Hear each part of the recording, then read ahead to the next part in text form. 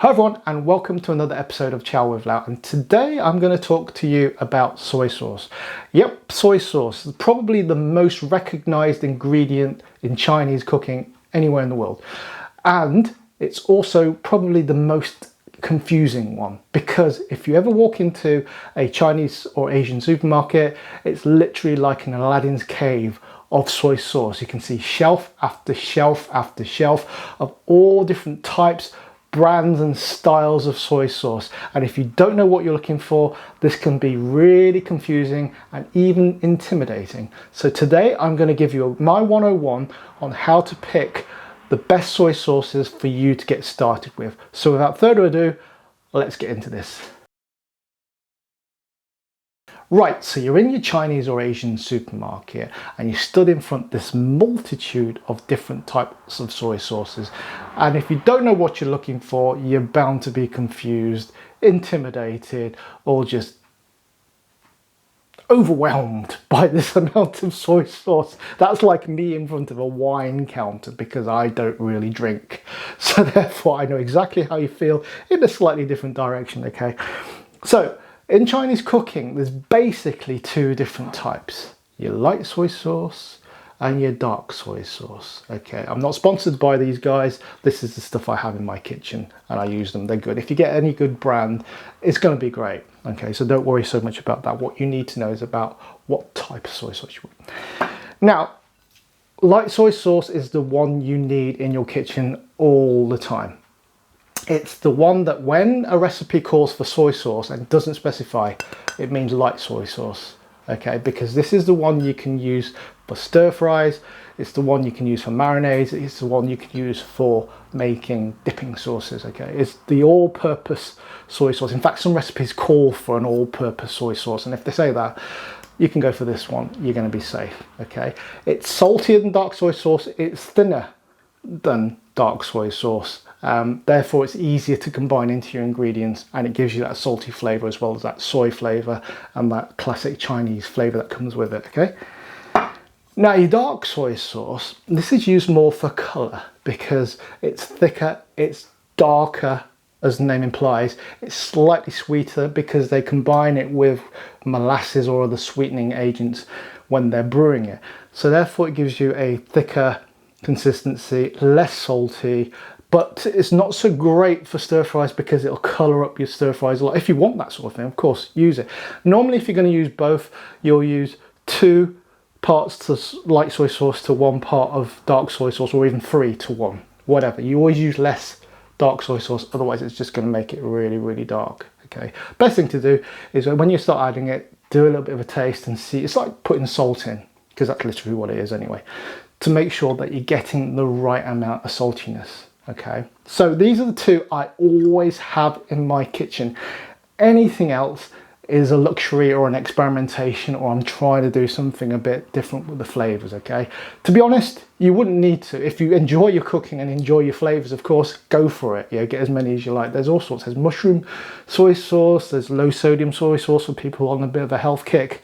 There's so many different ones, and there's all sorts of countries involved. You've got Japanese, you've got the Chinese, you've got Indonesian, you've got Thai. All of Southeast Asia is involved in giving us different types of soy sauce, which is lovely but confusing. But if you stick to these 2 to start with, you know where you are, you're safe, easy to understand, easy to use. Okay, no confusion. So this is what your light soy sauce looks like. Okay, when it's in the bottle, it looks quite black, but when you pour it out, it's really more of a kind of reddish dark brown colour, almost golden. It's quite pretty, really. So it's not always kind of what you feel is black. And if I just give you a little taste test, yeah, it's not just salty, it has got that soy flavour, and it's quite intense. So when you add it to stir fries, don't add too much, obviously do your tasting and stuff. But yeah, it's got a slight little caramel in it as well. It's not exactly sweet, it's just got that kind of caramel tinge to it. But as you can see, it's very free moving and very, very transparent, really. It's a nice looking liquid. Now this is the dark soy sauce, and you can see how much difference in colour and viscosity there is. Now that is a lot darker. Again, it's not quite black, it's not engine oil, but you can see it is very much darker and it is more viscous. It's not a syrup, but it is more viscous. Okay. So you can imagine if you were stir frying your chow mein, your noodles, whatever, how that would stick to it. Now that doesn't mean you don't use it, it just means that you are judicious with it. Don't put too much in it. Okay, you still got to use your light soy sauce for the flavour. This will give you a bit of colour and I guess a little bit of sweet soy flavour. The two together combine really well. Yeah, there is a slight tinge of sweetness. Okay, so that's really, really nice. I'll tell you something, here's a little secret for you, a little personal secret. It's a Chinese thing as well. For your birthday, traditionally, a Chinese person would get 2 boiled eggs for breakfast, okay? And my favourite thing in the world to do with boiled eggs is to dip them in soy sauce. This is where I depart from the normal though, because most people would dip them in light soy sauce. I actually prefer to dip them in the dark soy sauce because it kind of covers the egg and sticks to it, because it's a tiny little bit gloopier.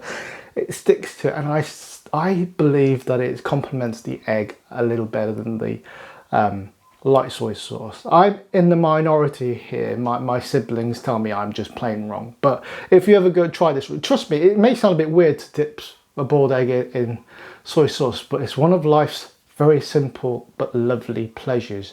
You should try it. But this could be your own taste test. It's a good way of actually demonstrating what a soy sauce tastes like, because the egg is very kind of pure, especially the white bit is still quite pure, so you get the full flavour of the soy sauce. So do try that. I really think you should. Leave in the comments section what you think of it, if you should try it. Okay, so that's basically it. Okay.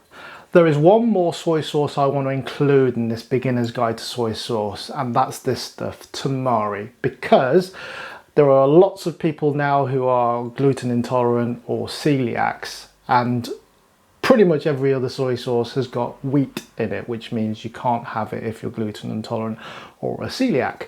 Okay, thank goodness for Tamari, because Tamari is gluten free, at least most are. Please check the label before you buy it if you are gluten intolerant or indeed a celiac, because you don't want to get yourself into any strife with this.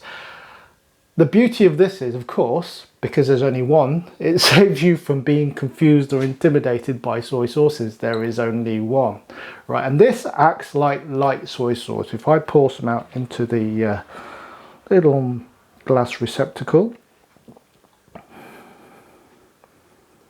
yep, it looks just like light soy sauce. There's hardly any difference. It's kind of that almost golden colour. I'm going to give it a taste. Yep, it's a really good substitute as substitutes go. It's a little bit more salt based than soy based, if you know what I mean. You can taste the saltiness more than you can taste anything else. But if you have to, this is the one, and it will do you a good job. Obviously, you're not going to be able to use dark soy sauce if you are gluten intolerant, so this is the one to have, therefore there's no confusion, okay? But it is decent and it can give you that flavour that you want in your Chinese cooking. So that's your choices, guys. Pretty simple, really, considering when you look at shelf after shelf after shelf of soy sauces, it can be really, really mind-blowing. So you don't have to worry anymore. When it comes to it, get these 2 soy sauces in your kitchen. Light and dark. Don't forget, light doesn't mean it's like low fat or low sodium. It just means it's light in colour. And dark just means it's dark in colour. Also a slightly different taste, as I've outlined before. Right, these are the 2 essentials in your kitchen. You're always going to use more light than you are dark. Bear that in mind. But have a play. You can't really go wrong if you put more than one than the other. You're not going to ruin a dish. It's just going to be slightly different to if you go by the recipes guidance, I suppose. At the end of the day, cooking is about making the person who's cooking and eating it happy. So whatever makes it taste nice for you, go for it. That's why you experiment. I experiment all the time. When you've got to grips with these, then you can start considering the 1,000,001 other soy sauces, the sweet ones, the light sodium ones, the mushroom flavored ones. There's loads and loads and loads to try, and that's when your mind might blow. But if you work your way steadily through them, you can match up the right soy sauce for the right recipe and you'll be fine. In fact, you could become a hoarder. I know people who've got, not me, cupboards full of different soy sauces that they're going to go through slowly. Why not? If that's what floats your boat, go for it. Right guys, I hope that has helped. Please leave a comment below to let me know what you think. If you have any questions for me, please leave them underneath. I will try my best to answer them. I'll make more videos like this if there's interest. I'm sure I'm going to go into the other soy sauces because some of them I've not tried and I want to try them. So I'm going to do that and come back to you. Please leave a subscribe if you haven't subscribed already. Like, and don't forget the super thanks underneath if you feel so inclined, so I can buy all these soy sauces to try. It's getting expensive. Some of them are quite, actually, when it comes to soy sauce, some are more expensive than others. These are about £2 each. In the US that would probably equate to about $3 each, I suppose, depending on what, obviously I don't know what if there's extra import taxes for the US or anything like that, but they're not massively expensive. But if you start to hoard them, yes, they get expensive, and it depends on how much you use them. Actually, on that note, once you've opened them, they will stay easily on your worktop or your work counter for 6 months. Stick them in the fridge a year if you've got room in your fridge, but 6 months, unless, well, it depends on how much you use soy sauce, isn't it? I get through these in a matter of weeks. It might take you longer, but because of all the salt in them, they'll keep for quite a long time. Don't worry about that. If, of course, you don't use it very often, you can get smaller bottles. It's just normal shopping really, isn't it? You just apply what you already know. So yeah, that's it guys. I hope you've enjoyed this video. Like I said, any questions, leave them below and I will answer them, I promise. So thanks very much for watching. Hope this has been really useful for you, and I'll see you in the next one. Take care guys. Bye bye.